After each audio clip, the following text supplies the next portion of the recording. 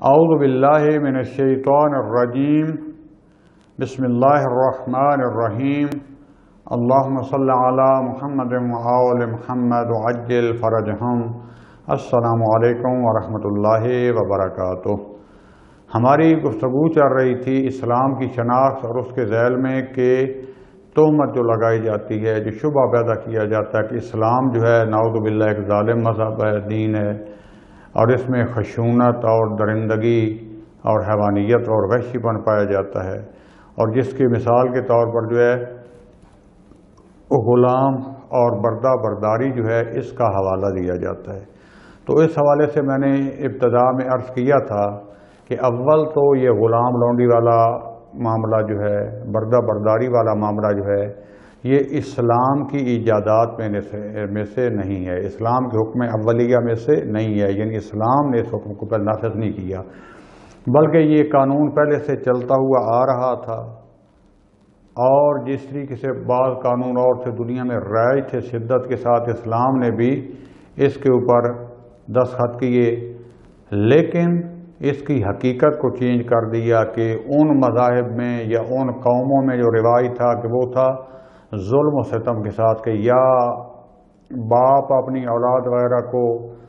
گھر والوں کو، بچے اور ان کو، بیٹی بیٹے کو بیچ دیتا تھا، غلام بنا دیتا تھا، یا قبیلے کا سردار دوسرے قبیلوں پر جو ہے حملہ کر کے ان کے بندوں پر، نوجوانوں، عورتوں، بوڑھوں بچوں پر قبضہ کر کے اپنی ملکیت بنا لیتا، پھر ان کو فروخت کرتا، یا ایک ملک دوسرے ملک پر حملہ کرتا، چڑھائی کرتا، ظلم و ستم کے ساتھ ان کے مال و اسباب کی طرح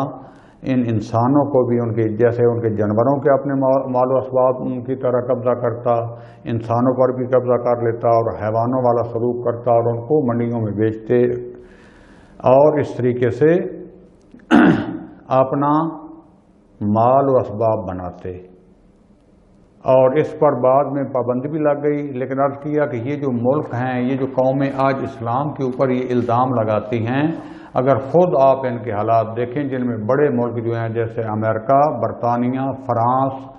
اور باقی جرمنی وغیرہ بھی، حتی روس وغیرہ بھی، انہوں نے بھی یہ کام جاری رکھا اور آج تک بھی کام جاری کیے ہوئے، اگرچہ ایک معاہدے کے تحت 19ویں صدی کے وسط میں اس کو ختم تو کر دیا گیا، لیکن آیا حقیقتاً ختم ہو گیا؟ یہ کام آج بھی جاری ہے، دوسروں کی آزادی طلب کرنا، دوسروں کے ملکوں اور زمینوں پر قبضہ کرنا، وہاں کے لوگوں کو قیدی بنانا، جیسا کہ آج بھی سیاہ پوست یعنی کالے انسان جو ہیں افریقائی، امریکہ کی بہت زیادہ تعداد ان پر ہے، دراصل یہ غلام تھے، اور کیا ظلم و اسباب کیے گئے، اور آج بھی آپ دیکھ رہے ہیں کہ ان کے اوپر یہ گورے کیا کیا ظلم کر رہے ہیں، بغیر کسی وجہ سے ان کو دبوچ کو، پولیس والے ان کے قانون کے محافظ، اگرچہ ہمارے ملکوں میں بھی ہے لیکن کم ہے، اور اتنی نفرت ہے ان کے ساتھ وہی غلاموں والا کام کر رہے ہیں۔ آج بھی آپ دیکھیں کہ کتنے ملکوں پر، خصوصاً مسلمان ملکوں پر انہوں نے قبضہ کیا ہوا ہے، کیا کیا ظلم و ستم کر رہے ہیں۔ ہمارے ہندو پاکستان پر برطانیہ نے قبضہ کیا رکھا، الجزائر ہو گیا، یام اور باقی ملک، اور خصوصاً جنگ جہانی دوم کے بعد کتنے ملکوں کو آپس میں بندر بانٹ کے ذریعے تقسیم کر لیا گیا، وہاں کے مال و اسباب پر، وہاں کے انسانوں پر کیا ظلم ہوا، اور آج تک بھی چل رہا ہے۔ لیکن یہی ظلم کرنے والے جو آج بھی عملاً اس بردہ برداری اور غلام والی ذہنیت رکھنے والے، یہ جو اسرائیلی جو ہیں پوری دنیا پر اپنی حکومت کے خواہاں ہیں، فلسطینیوں پر کیا کوئی ظلم کے پہاڑ نہیں ٹوٹ رہے، یہ جو کشمیر میں ہو رہا ہے یہ ہندو کر رہے ہیں، کیا ان کو اپنا غلام نہیں بنایا ہوا، کیا ظلم ان پر نہیں کر رہے؟ اسی طریقے سے اور بھی کئی ملک ہے، مثلاً جو ہے یمن میں کیا ہو رہا ہے، اگرچہ وہاں پر یہ کرنے والا ہمارا مسلمان ملک ہی ہے لیکن بے حقیقت میں مسلمان نہیں ہے۔ یعنی اسلام ایسا حکم نہیں دیتا، جو کہ آج بھی عملاً ہو رہا ہے، صرف نام چینج ہو گیا ہے، اسم چینج ہو گیا ہے، ورنہ عمل اس سے بھی زیادہ بدتر ہو گیا ہے۔ لہذا اسلام ان دونوں قسم کی بردہ برداری یعنی غلام اور لونڈی والے نظام کو، جو والدین اپنا بیچتے، والد بیچتے تھا، یا قبیلے والا یا دوسرے ملک دوسروں پر زبردستی قبضہ کر کے اور انسانوں کو بیچتے تھے، اسلام نے نہ آج تک حکم دی ہے، نہ اسلام اس کا حامی ہے، اور کبھی بھی اسلام اجازت نہیں دیتا کہ اپنی اولاد کو بیچو، نہ آج نہ ابتدا سے، اس کو بالکل ممنوع قرار دی ہے۔ اب دوسرا جو ہے وہ بردہ برداری والا نظام یا غلام والا نظام، وہ ہے کہ جنگیں جو ہوتی ہیں اسلام اور مشرکین کی، تو ظاہر ہے ہر طرف سے کبھی مسلمان بھی قیدی ہو جاتے تھے تو وہ غلام بنا لیتے تھے، تو مسلمان بھی جب قیدی کر کے لاتے ہیں تو ان کو کیا ہے غلام بنا لیتے تھے۔ اب جب یہ مسلمان لے کر آتے ہیں تو اس کا کیا حل ہونا چاہیے؟ جو اسلام نے پیش کیا ہے وہ بھی بتاتا ہوں، 4 قسم کے حل ہو سکتے ہیں، یا جیسے تاریخ میں لوگ کرتے تھے یہ آج بھی کر رہے ہیں ملک وغیرہ ظالم لوگ۔ ایک تو یہ ہے نمبر 1 کہ جب بھی کوئی مثلا قبضہ کر کے لاؤ، یہ قیدی بن جائیں، یہ غلام بن جائیں، تو اس کے بعد جیسے جنگ ختم ہو تمام کے تمام قیدی ان کو جو ہے جنہوں آپ کے جو دشمن ہیں ان کو آزاد کر دیا جائے۔ تو کوئی بھی عاقل جو ہے ملک ہو یا حکومت وہ یہ نہیں کرتی کہ اپنے دشمنوں کو پھر اپنے ہاتھوں سے آزاد کر دو تاکہ وہ بغیر کسی جو ہے صلح یا قرارداد یا کوئی بھی جو ہے معاہدے کے وہ دوبارہ جو ہے وہی دشمن طاقتوروں کے حملہ کر دیں۔ تو ایسا نہ عقل کہتا ہے، نہ کوئی ملک ہے یا کوئی بادشاہ ایسا کرتا ہے۔ دوسرا رائے حل یہ ہے کہ ان کے تمام کو قتل کر دو، جیسے کہ بعض جو ہے ملکوں والے جو ہے ظالم بادشاہ طاغوت یہ کرتے ہیں کہ مثلا لائنوں میں جو ہے جنگ جہانی دوم میں بھی آپ نے دیکھا ان بڑے ملکوں کی طرف سے، اور تاریخ میں لکھا پڑا ہے کہ سب کا قتل عام کر دو۔ اگرچہ اسلام کے نام پر بھی بعض لوگوں نے یہ کیا، لیکن میں بار بار کہہ رہا ہوں کہ ہماری بحث اصلی دین اسلام کی تعلیمات سے ہے، نہ اسلام کے نام پر جو کیا گیا۔ مثلا جیسے ایک مثال ہے مصعب بن زبیر جو ہے جب اس نے مختار کے ساتھ جناب مختار ثقفی علیہ الرحمہ ان کے ساتھ جنگ ہوئی تو وہ جو ہے اپنے ادھر جو ہے قلعہ میں کوفہ میں جو ہے محصور ہو گئے۔ کافی عرصے کے بعد جب جناب مختار پر تہمتیں لگنے لگ گئی تو انہوں نے اپنے لوگوں کو کہا کہ دیکھو یہ دشمن ہے، یہ تمہیں چھوڑیں گے نہیں، 2 رستے ہیں کہ آؤ مل کر حملہ کرتے ہیں، خدا کے لیے جو ہے اہل بیت کے نام پر لڑو تو ہم ان پر غالب آ جائیں گے، اور دیکھو اگر نہ بھی آئیں تو جو کوفی والے ہو اپنے گھروں میں چلے جانا، باقی بھاگ جانا، جان بچا سکتے ہو۔ لیکن بہرحال بعض ناقبت اندیش لوگوں کی وجہ سے جو ہے یہ اس پر تیار نہ ہوئے، اور جناب امیر مختار اور امام حسن علیہ السلام کا با وفا ساتھی، امام علی علیہ السلام کا با وفا ساتھی، ان کو دونوں بیٹے جناب قیس ابن عبادہ اور باقی جو چند لوگ جو تھے ان کے بیٹے، یہ کیا وہ ساتھ بہادری سے لڑتے ہوئے حقیقت ساتھ شہید ہو گئے، کیونکہ ادھر سے بار بار مصعب بن زبیر جو ہے ان کو امان دے رہا تھا کہ آپ کو چھوڑ دیں گے یا ہتھیار پھینک دو۔ انہوں نے ان کے وعدوں پر عمل کیا، اور اسلام میں حکم ہے کہ جو وعدہ جب پناہ دے دی جائے تو پھر ان پر ظلم و ستم نہ کرنا۔ لیکن تاریخ گواہ ہے کہ 7,000 کو مسلم ہے اور بعد میں 9,000 بھی لکھا ہے، ان کو امان دے کر انہوں نے اسلحہ پھینک دیا، لڑائی سے ہٹ گئے، لیکن ان کو کیسے جانوروں کی طرح ذبح کر دیا کہ جس کے بارے میں اسی کے کمانڈر نے جو ہور جو تھا جو بھاگ کے پہلے مختار کے ساتھ تھا پھر مل گیا تھا اس کے ساتھ مصعب کے ساتھ، تو اس نے بھی یہ جملہ کہا کہ آیا یہ تمہارے باپ کی اگر جو وراثت میں ملنے والی بھیڑ بکریاں بھی ہوتی تو آیا تم ان کو بھی ایک دن میں اس فجیع طریقے سے ذبح کرتے؟ لیکن کیا تو ہماری بات اس سے نہیں ہے، ہماری بات حقیقی اسلام کی تعلیمات سے ہے۔ شکر، انتہائی معذرت چاہتا ہوں۔ تو بات ہو رہی تھی حقیقی اسلام کی کہ آپ جو ہے جب یہ آ جائیں تو نہ تو ان کو جو ہے سب کو فوری آزاد کیا جا سکتا ہے، نہ ہی جو ہے تمام کے تمام کو قتل کر دیا جائے۔ تیسرا رستہ کیا ہے کہ ان تمام کو مثال کے طور پر جو ہے 10,000 قیدی آئے ہیں، یہ 50,000 یا 1,00,000 ان کو جیلوں میں بند کر دو۔ اب آیا جیل میں بند کر دیں تو اس سے کیا انسان کی کوئی تربیت ہوگی، فائدہ ہوگا؟ سب سے پہلے کیا ہوگا کہ یہ بیچارے ذہنی طور پر پہلے گھر سے دور ہیں، جنگ ہارے ہوئے ہیں، ان کے بھائی اور کئی مارے گئے ہیں، کوئی زخمی ہیں، جیل میں رہ کر ان کا کیا نفسیاتی جو ٹارچر ہوتا ہے، روحی طور پر یہ جو تباہ و برباد ہو جائیں گے۔ جیسا کہ آپ نے آج دیکھا ہے کہ ہماری ایجنسیاں بھی ہر ملک کی جو اٹھاتی ہیں، جو آج کل قانون آ گیا ہے ظلم کا کہ قانون اجازت نہیں دیتا لیکن جو مقتدر ادارے ہوتے ہیں زبردستی اٹھا لیتے ہیں، پھر کئی مہینے اور کئی سال ان کو ٹارچر کرتے ہیں، علیحدہ جیل میں رکھتے ہیں، اور جب وہ بندہ اگر زندہ آ بھی جائے تو چلتی پھرتی لاش ہوتی ہے، اس کے بچے، اس کے جو ہے گھر والے وہ علیحدہ ٹارچر ہو رہے ہوتے ہیں، اس کی زندگی تباہ ہو جاتی ہے، معاشرے پر یہ بوجھ بنتا ہے۔ تو اسلام اس کی اجازت نہیں دیتا، بلکہ اسلام پھر بھی جو مجرم بھی ہے اس کی تربیت کرنا چاہتا ہے، اور اسلام نے جو سزاؤں کا یا وہ جو نظام بھی بنایا میں بعد میں گفتگو کرتا ہوں، سارے کا سارا تربیت پر مبنی ہے۔ دوسرا جو ہے کہ جب جیلیں بھر جائیں گی تو ان کا تمام خرچہ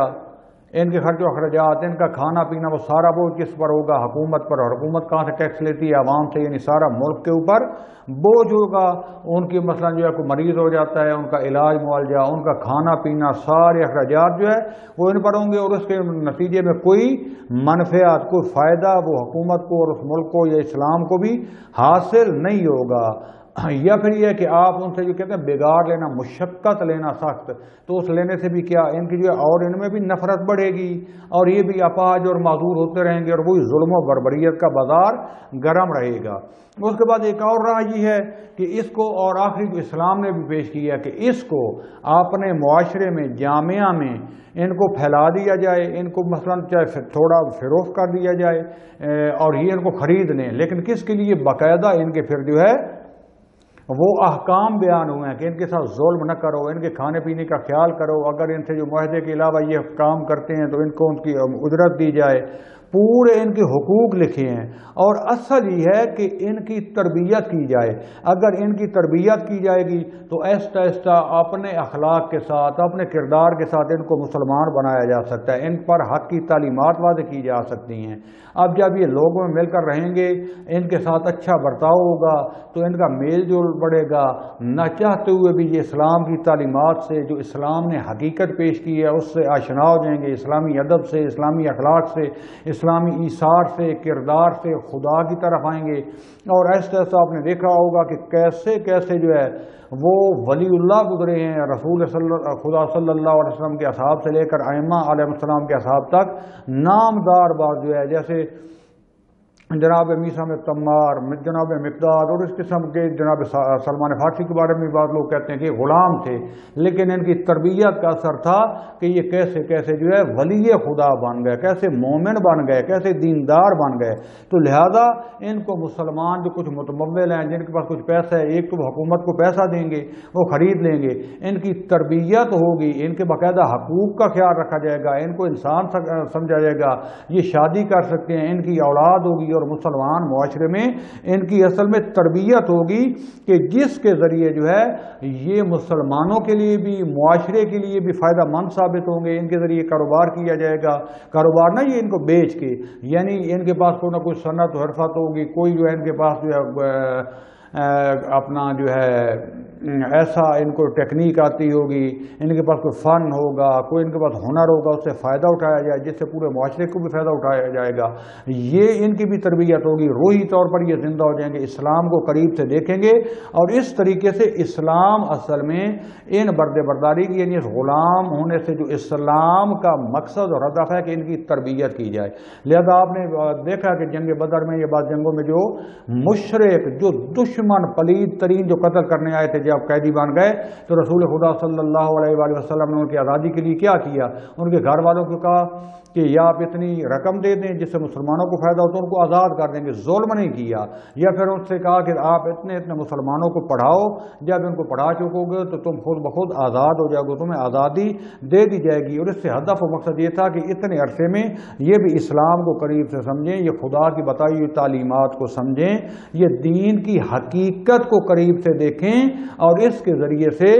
ان کی تربیت ہو اور یہ مسلمان ہو جائیں۔ اب آیا یہ راہ درست ہے، یہ راہ ٹھیک ہے، یہ تمام کو قتل کر دینا یا جیلوں میں ڈال دینا اور ان پر ظلم و بربریت کرنا، وہ رستہ ٹھیک ہے؟ یقیناً عقل بھی کہتا ہے اور اسلام بھی کہتا ہے کہ ان کو انسان بنایا جائے، اگرچہ یہ بردے ہیں، اگرچہ ان کو غلام کہا جاتا ہے، لہذا ان کو ظاہری طور پر تو سزا ہے، لیکن اصل میں ان کی تربیت کی جا رہی ہے، اصل میں ان کو توحید کی طرف بلایا جا رہا ہے، اصل میں ان تک اسلام کا حقیقی پیغام پہنچایا جا رہا ہے۔ کیونکہ بار بار عرض کر رہا ہوں کہ غلام اسلام میں غلام کے باقاعدہ احکام ہیں، لونڈی کے باقاعدہ احکام ہیں، اگر اس سے اولاد ہوتی ہے تو اس کے احکام ہیں، اگر اس سے مشقت لیتے ہیں، خدمت لیتے ہیں تو اس کے بھی احکام ہے کہ کس حد تک لے سکتے ہیں، اگر اس سے معاہدے سے ہٹ کر لے سکتے ہیں تو ان کو مزدوری دینی پڑے گی، ان کا جو ہے نان و نفقہ، ان کے جتنے اخراجات، ان کی تربیت، یہ سارے کا سارا مالک کے اوپر واجب ہے، حتیٰ اگر ان سے کوئی نقصان ہو جاتا ہے، ان کے اوپر کوئی کفارہ آ جاتا ہے تو وہ بھی مالک ادا کرے گا، یہ ادا نہیں کریں گے۔ ان کے اوپر ظلم کرنا، ان کے اوپر وحشت گری کرنا، ان کو جسمانی سزا جو اسلام کے احکام سے ہٹ کر دینا، سب کا سب ظلم ہے اور اس مالک کو سزا دی جائے گی۔ یعنی پورا ایک تربیت کا نظام بنایا گیا ہے، جبکہ خود جو بردہ برداری آج تک کر رہے ہیں، جو غلام و لونڈی والا حساب کر رہے ہیں، جو آج بھی دوسری مملکت پر، دوسروں کی زمین پر، دوسروں کی جان پر، دوسروں کی اولاد پر قبضہ کر رہے ہیں، ان کا دیکھیں کہ وہ ظلم و بربریت کا سارا کچھ جو ہے کام کر کے عملاً، لیکن کیونکہ پراپیگنڈا ان کے پاس ہے اور ہم اسلامی تعلیمات سے بے بہرا ہیں، ہم دور ہو چکے ہیں، ہم ایک دوسرے کو کافر اور منافق کہنے پر تلے ہوئے ہیں۔ پہلے تو تھا فرقوں میں، آج خدا کے لیے دوستو سوچو، ہے مومنین کرام، ہے طلاب عزیز جو سامنے بیٹھے ہو، فکر کرو کہ آج جو بازار گرم ہے پاکستان کا، ہمارے بڑے بڑے علماء بزرگان جو دین کے نام پر، جو انقلاب کے نام پر، جو ولایت فقیہ کے نام پر، جو شیعہ حقوق کے نام پر، سب نے ایک ایک حصہ پکڑ لی ہے اور کہتے ہیں جو میں کہہ رہا ہوں اصل مسئلہ یہ ہے، باقی ہے نہیں، اور باقی سارے کے سارے نعوذ باللہ یا منافق ہیں یا سست ہیں یا بزل ہیں، جو کچھ میں ہوں۔ باقی ہر کے اوپر اعتراض کرنا، ہر کو چھیڑنا، ہر کو ظلم کرنا، اور لفظ استعمال کیا کرنے، جیسے سنی کہتے ہیں ویسے شیعہ کہتے ہیں۔ سوال کریں ان بزرگوں سے کہ آپ کون ہو، آپ شیعہ ہو یا سنی ہو، آپ حقیقت بیان کرو، اور خدا کے لیے روش اور جو ہے اپنی وہ سوال کرو جو سیرت ائمہ سے ہے، جو سیرت رہبر سے ہے، جو سیرت امام خمینی ہے، جو سیرت انقلاب ہے۔ ہمیں وہ کرنا چاہیے۔ جب میں آپ لوگوں پر یا دوسروں پر اعتراض کر رہا ہوں تو اگر مجھ پر کوئی اعتراض کرے تو مجھے بھی اس کا خندہ پیشانی سے جواب دینا چاہیے، اگر کوئی اشتباہ ہے تو اس کو قبول کرنا چاہیے۔ لیکن آج کا پراپیگنڈے کا حصہ کیا بن گیا؟ آپس میں جو غلطی اس کو نہ چھیڑو، دوسروں کو اس طریقے سے پراپیگنڈا کرتے رہو، چھیڑتے رہو، اور جب مارکیٹنگ کرنی ہوتی ہے کمپنیوں نے جیسے، تو آپ نے ایک نئی سے نئی پروڈکٹ لے کر آیا، باقی سب کو رد کر دیا، ان کے اوپر الزام نہ، بعض نے کم تبلیغ کی، بعض نے زیادہ کی۔ اب یہ کہنا کہ انہوں نے تو جان بوجھ کر نہیں بتایا، یہ تو آپ نے روٹی کا انہوں نے انصاف کیا ہوا تھا، اب ان کو تکلیف ہو گئی ہے حقیقت۔ بابا جتنی حقیقت وہ بتا سکتے تھے انہوں نے بتائی، ہو سکتا ہے انہوں نے سستی اور کمزوری بھی کی ہو، بعض نقائص بھی ہوں۔ الحمدللہ خدا نے اگر مجھے توفیق دی ہے تو مجھے اچھے انداز سے بیان کرنا چاہیے۔ اگر کسی کو میں متوجہ بھی کرنا چاہتا ہوں تو پیار اور شفقت بہتر ہوتی ہے، بجائے اس کے کہ چھانٹے مارے جائیں، بجائے اس کے کہ اگلے کو نوک دی جائے۔ یقیناً سستیاں ہوں گی، اور آج کے دور میں دیکھ رہے ہیں کہ حکومتوں کی طرف سے، اداروں کی طرف سے، دشمن کی طرف سے کتنے ظلم ہو رہے ہیں۔ جو بات جن پر وہ کام کر رہے ہیں ادھر تو انسان بولتا نہیں ہے، لیکن جو جس جنبے وہ کمزور ہے اور ایک جنبہ اٹھا کر اس کو پکڑ لینا، خدا کے لیے چاہے میں کروں چاہے کوئی کرے، دشمنان اسلام کا بھی یہی وتیرہ ہے۔ آج ہم دستوں گریبان ہیں، اور چھوٹی چھوٹی چیزوں سے کو اوپر منافق اور ولی فقیہ کا دشمن اور انقلاب کا دشمن اور شیعت کا دشمن، یقیناً یہ نقائص موجود ہیں یقیناً، لیکن ان کو جو ہے وَجَادِلْهُمْ بِالَّتِي هِيَ أَحْسَنُ، اللہ کا حکم ہے، قرآن کا حکم ہے۔ ہمارے رہبر معظم کیا کہہ رہے ہیں کہ پیار کے ساتھ، جس معاشرے میں اولاد کو اپنی باپ کی ولایت کا پتہ نہیں ہے، جس معاشرے میں بیوی کو اپنے شوہر کا ولایت کا پتہ نہیں ہے، جس معاشرے میں لوگوں کو ابھی تک اپنے علماء اور مجتہدین کی تقلید کا پتہ نہیں ہے، ان کو ہم جو ایسے ایسے مسائل جو ہے ٹھوس کے، میں اس کا اختلاف نہیں کرنا چاہ رہا ہوں، یقیناً مہم ترین موضوعات سمجھانے چاہیے، بیان بھی کرنے چاہیے، لیکن جب تک ہم پورا دین نہ لے کر چلیں گے اور ایک دوسرے پر اعتراضات کی بچھاڑ کرتے رہیں گے، اس وقت تک ہم تباہی اور بربادی میں چلے جائیں گے۔ اور مخصوصاً آج کل تو میڈیا پر کیا ہوتا ہے، چھوٹی سی بات ہوتی ہے اس کو بڑھا چڑھا کر جو ہے، اچھا اگر کسی نے کوئی اعتراض کر دیا، اس کو ظلم کر دیا، آپ کو متوجہ کیا، پھر اس کے اوپر فتوے لگانا شروع کر دینا، یہ تو فلاں ہے، یہ تو چتراہٹ چاہتا ہے، یہ تو یہ بننا چاہتا ہے، اس کو جو ایجنسیاں جس سے اختلاف بنتا ہے اس کو ایجنسی کا بورڈ لگا دیتے ہیں۔ جبکہ ایجنسیوں والے یا مثلاً جو دشمن ہیں، دشمن کی جو ایجنسیاں ہیں، جو وہ کیا ہماری صفوں میں بیٹھے ہوتے ہیں، میڈیا پہ نہیں پتہ ہوتا، ہم میں سے بن کر جو ہے کبھی اس کے خلاف بات کر دیتے ہیں، کبھی اس کے خلاف بات کر دیتے ہیں، اور ہم شروع ہو جاتے ہیں دن رات اسی میں غرق کر رہے ہیں۔ خدا کے لیے جن لوگوں کو تقلید کا پتہ نہیں ہے، جن کو ابتدائی حکام کا پتہ نہیں ہے، محمد و آل محمد کے غم میں خوشی میں اکٹھے ہوتے ہیں، البتہ وہ عوام نہ وہ ظالم لوگوں کی کہ جو باقاعدہ دشمن کے ایجنٹ ہیں، جن کے کردار سے واضح ہے، اور ہو گیا جیسے لاہور والا جو ہے مسجد زرار جو ہے ولایت کے نام پر آج سامنے آئے ہوئے ہیں، سب کے سامنے ہیں، ان کی بات نہیں کر رہا، عام عوام کی۔ ہمارا کام ہے آہستہ آہستہ ان کے ساتھ، اور وہ موضوعات جن کی معذرت چاہتا ہوں ضرورت بھی ہے، اور جو بنیادی چیزیں ہیں، جب تک عوام میں شعور پیدا نہیں ہوگا، جب سے محبت سے بات نہیں کریں گے، جب تک اپنا بھائی بنا کے نہیں کریں گے، دوستان عزیز، ہم لڑتے جھگڑتے رہیں گے، اسلام کا نقصان ہوگا، تباہی ہوگی، ہم کبھی حقیقت تک نہیں آ سکیں گے۔ لہذا بار بار عرض کر رہا ہوں، مجھ سے بھی اشتباہ ہو سکتا ہے اور کئی ہوئے ہیں، اور کبھی کبھی گفتگو میں جذبات بھی انسان سوار کر جاتا ہے، اشتباہ بھی کر جاتا ہے، لیکن خدا کے سامنے انسان کو شرمندہ ہو جانا چاہیے اگر کوئی غلطی ہو گئی ہے۔ ایسے موضوعات کہ جن مثال کے طور پر بعض ہماری شخصیات ہیرو بنی ہوئی ہیں، مثلا جناب مختار صفی علیہ الرحمہ کا جو ہے اکثر شیعہ ان کو اپنا ہیرو سمجھتے، کس وجہ سے؟ اپنا امام نہیں سمجھتے، ان کو معصوم نہیں سمجھتے، بہت بڑے اولیاء کرام میں سے نہیں سمجھتے، ان کا احترام کرتے ہیں، ہیرو سمجھتے ہیں کہ اس زمانے میں، جس زمانے میں امام حسین صاحب اور اہل بیت کا نام لینا جرم تھا، اس نے ان کے دشمنوں کو نیست و نابود کیا۔ اچھا ان سے ہو سکتے اشتباہات بھی ہوئے ہوں، ہم نے کوئی ان کو اپنا امام نہیں مانا، اس حوالے سے ہم ان سے محبت کرتے ہیں کہ اہل بیت کے امام حسین صاحب، ان کی اولاد، ان کے اصحاب کے دشمنان کو انہوں نے نصف و نابود کیا۔ اچھا اگر ان کا کوئی اختلاف بھی ہے، اور ہے شیعہ علماء میں بھی اختلاف ہے، ان کو بیان کریں پیار سے، لیکن اس حد تک نہ ہو جائے کہ جو اگر ان کے حامی ہیں ان کو جو ہے نصف و نابود کر دیں، اور جو ان کو ماننے والے ہیں اگر کوئی علمی گفتگو کر رہے ہیں، اس پر اعتراض کیا ہے تو اس کو فاسق کو فاجر نہ بنا دیں، علمی گفتگو کو علمی حد تک رہنا چاہیں۔ دوستان عزیز، بہرحال بحث کسی اور طرف چلی گئی تو دشمنان اسلام کا، یعنی جو اصل بردہ برداری، جو دنیا کو غلام بنائے ہوئے ہیں، جو ظلم و ستم کی چکی میں پیس رہے ہیں، وہ تھوڑے سے اشتباہات کرتے ہیں کیونکہ پروپیگنڈا مشینری اس کے پاس ہے، اور آج جس کے پاس پروپیگنڈا زیادہ ہوتا ہے، جس کے پاس میڈیا پر ذرا کنٹرول زیادہ ہے، وہ دوسرے سچ کو جھوٹ بنا دیتا ہے۔ ہمیں عقل و شعور سے پہلے اسلام کا مطالعہ کرنا چاہیے کہ حقیقت میں جو ہے یہ جو ہے غلام اور برداری، یہ تو اسلام کا اپنا حکم نہیں ہے، لوگوں میں چلا آ رہا تھا تو اسلام نے اس پر امضا یعنی دستخط کر دیے، لیکن اس کا ہدف موڑ دیا کہ غلام رکھو، لیکن نہ یہ کہ ان سے عیاشی کرنے کے لیے، نہ فقط ان سے خدمت لینے کے لیے، بلکہ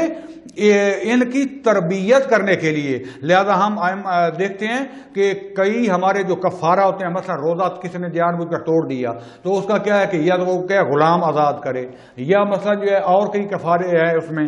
حج میں ہے فلاں، اگر ہو گیا تو اتنے غلام آزاد کرو، ایک غلام آزاد کرو فلاں، کہ اس طریقے سے ان کو آزادی ملے۔ اس کے بعد جو ہے خود بہت بڑا مستحب کام کیا گیا کہ جس نے ایک شخص کو، غلام کو آزادی دی، اس کے کیا کیا اجر اور ثواب بیان کیا گیا ہے۔ اور پھر ائمہ علیہ السلام کی سیرت ہمارے سامنے ہے کہ کتنے جناب رسول خدا صلی اللہ علیہ وسلم نے بلال حبشی اور کتنے غلاموں کو خریدا، ان کی تربیت کی۔ امام علی علیہ السلام نے، امام سجاد علیہ السلام کتنے سال میں غلام خریدتے تھے، ان کی تربیت کرتے تھے، جب عید الفطر کا موقع آتا تھا سب کو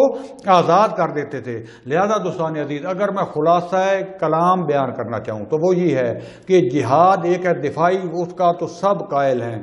عقل بھی کہتی ہے اور کہتا ہے اور فطرت بھی۔ جہاد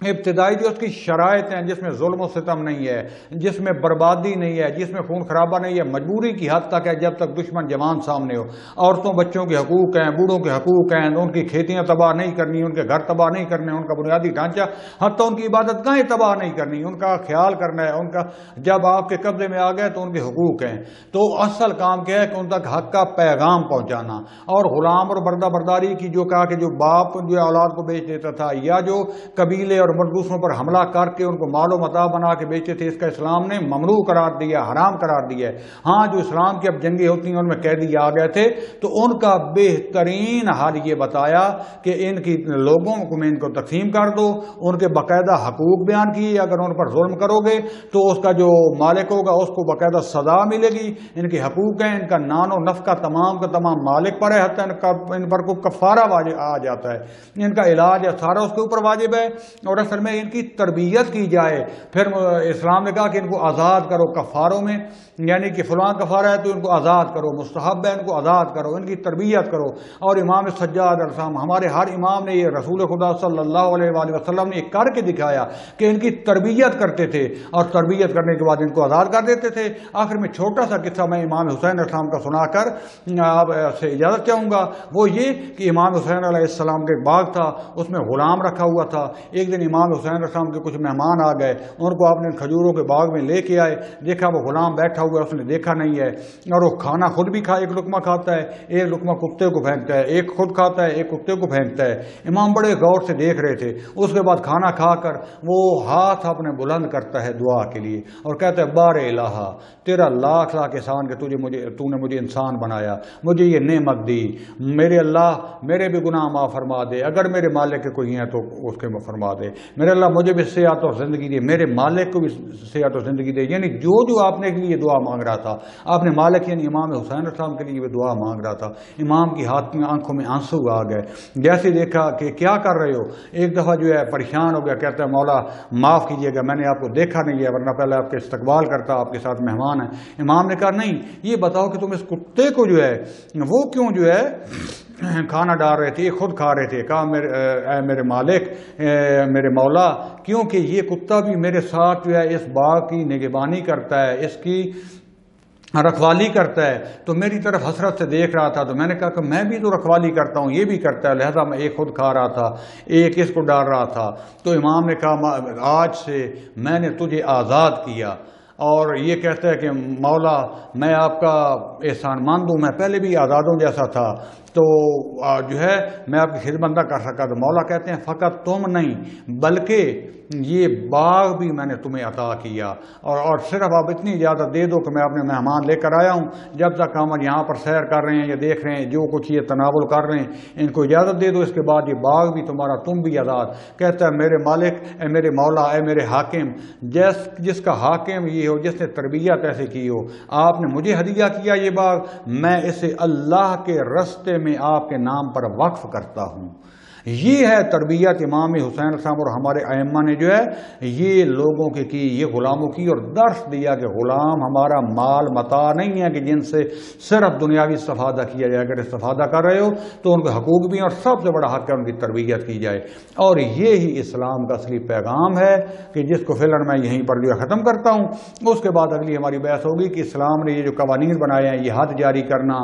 یہ جو مثلا جو ہے کسی کو قصاص کرنا، آیا یہ ظلم نہیں ہے؟ آیا اس کے علاوہ اور کوئی قانون نہیں ہو سکتے؟ اس کے لیے انشاءاللہ اور باقی جو ہے شبہات ان کا آئندہ جواب دوں گا، خدا نے اگر زندگی اور توفیق دی تو. صلی اللہ علی رسول الکریم وعلی اولاد الاطیبین الاطہارین والحمد للہ رب العالمین، والسلام علیکم ورحمۃ اللہ وبرکاتہ.